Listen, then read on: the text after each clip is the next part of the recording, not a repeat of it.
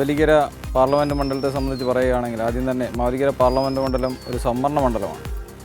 ആ സംവരണ മണ്ഡലത്തിലുപരി നിരവധി ആളുകൾ കാർഷിക മേഖലയെ ആശ്രയിച്ച് ജീവിക്കുന്ന ഒരു മണ്ഡലം കൂടിയാണ് മാവേലിക്കര പാർലമെൻറ്റ് മണ്ഡലം. കാർഷിക മേഖലയിൽ യാതൊരു വിധമായ പുരോഗതിയും, അതായത് സർക്കാരിൻ്റെ ഭാഗത്തുനിന്ന് പാർലമെൻറ്റിലേക്ക് തിരഞ്ഞെടുക്കപ്പെട്ടു പോയ എംപിയുടെ ഭാഗത്തു നിന്നൊന്നും യാതൊരു വിധമായ സഹായവും കാർഷിക മേഖലയ്ക്ക് നാളെ ഇതുവരെ കിട്ടുന്നില്ല. പ്രത്യേകിച്ച് മാവേലിക്കര നഗരത്തിലെ നമുക്കറിയാം KSRTC ബസ് സ്റ്റാൻഡിൻ്റെ ശോചനീയാവസ്ഥ നമുക്ക് നോക്കി കണ്ടാൽ അറിയാൻ വേണ്ടി സാധിക്കും. വളരെ ശോചനീയമായ അവസ്ഥയാണ്. നൂറുകണക്കിന് ബസ്സുകൾ സർവീസ് നടത്തിക്കൊണ്ടിരുന്ന KSRTC ബസ് സ്റ്റാൻഡ് ഇപ്പോൾ അത് പകുതിയിൽ താഴെ ബസ്സുകൾ വെച്ച് ഓപ്പറേറ്റ് ചെയ്യുന്ന ഒരു അവസ്ഥയാണ്. രാത്രി ഒരു 7 മണി 7:30 കഴിഞ്ഞ് കഴിഞ്ഞാൽ മാവേലിക്കരയിൽ നിന്ന് യാതൊരു സ്ഥലത്തോട്ടും ബസ്സുകളില്ല. ജനങ്ങൾ വളരെയധികം ബുദ്ധിമുട്ടുന്ന ഒരു സാഹചര്യമാണ് മാവേലിക്കരയിലെ നഗരഹൃദയം എന്ന് പറയുന്നത് മിച്ചൽ ജംഗ്ഷൻ ഉൾപ്പെടെയുള്ള പ്രദേശം.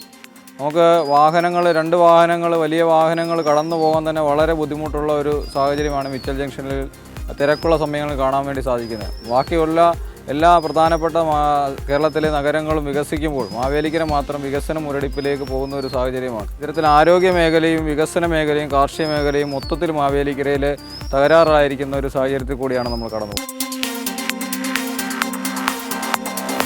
ഒരു വികസനം ഉണ്ടായിട്ടില്ല. കോൺഗ്രസും കമ്മ്യൂണിസ്റ്റും കയറിയും ഭരിക്കുന്നുണ്ട്. യാതൊരു പ്രയോജനവും ഇവിടെ ഇല്ല. ഈ പിണറായിയുടെ ഒരു ഭരണം ശരിയല്ല.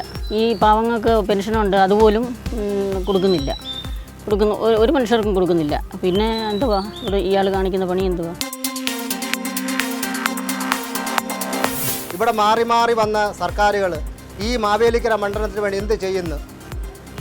ജനങ്ങൾക്ക് വേണ്ടി എന്ത് ചെയ്യുന്നു? അത് ഒരു ചോദ്യചിഹ്നമാണ്. പക്ഷേ ഇവിടുത്തെ ഈ ഇപ്പോഴത്തെ എം പി ഇവിടെ അന്ന് ജയിച്ചു പോയി, പിന്നെ ഇവിടെ കയറിയിട്ടില്ല. ഇങ്ങനെ ഇതിലെ റോഡ് പോത കാണാം. ഒരാളുകളുടെ ഒരു ആവശ്യത്തിനോ ഒരു കാര്യങ്ങൾക്കോ പുള്ളിയെ കിട്ടാറില്ല. പിന്നെ ഇപ്പോൾ വരുന്നു, പുള്ളി വോട്ടായപ്പോൾ വരുന്നു. ഇവിടെ എല്ലാം മുക്കിന് കാര്യങ്ങളും സമ്മേളനങ്ങളും അതും ഇതും നടത്താനായിട്ട് വരുന്നു. ഈ ജയിച്ചു പോയി കഴിഞ്ഞാൽ തന്നെ പുള്ളിയെ കാണാനില്ല. ഇനിയും അടുത്ത 29 ഇലക്ഷന് വേണം കാണണമെന്നുണ്ടെങ്കിൽ. ഇങ്ങനെ ഒരാളുടെ നമ്മളെന്തിനാണ് ജയിപ്പിക്കുന്നത്? അല്ലെപ്പോട്ടെ നാടിന് വേണ്ടി എന്തെങ്കിലും അത് ചെയ്യാനില്ല, പുള്ളിക്കാനുള്ള ഇതില്ല. പിന്നെയും ജനങ്ങളെ വിഡ്ഢിയാക്കി, പിന്നെയും നമ്മുടെ ജനങ്ങൾ എന്ത് ചെയ്യുവാണ്? ഇവരെ തന്നെ ജയിപ്പിച്ചു വിടുവാണ്. അത് പാടില്ല. നമ്മുടെ ലോകസഭാ മണ്ഡലത്തിന് ഈ സ്ഥലത്തിന് എന്തെങ്കിലും ചെയ്യുന്ന ആളുകളെ ജയിപ്പിച്ചു വിടും. അല്ലാതെ ജനങ്ങൾക്ക് വേണ്ടി എന്തെങ്കിലും ചെയ്യുന്ന ആളുകളെ ജയിപ്പിച്ചു വിടും. ഇപ്പം 3 വോട്ടം കൊണ്ട് പുള്ളി കയറി. എന്ത് പ്രയോജനം ഈ മാവേലിക്കര നിയോജക മണ്ഡലത്തിലുണ്ടായി? ഒന്നും ഉണ്ടായില്ല.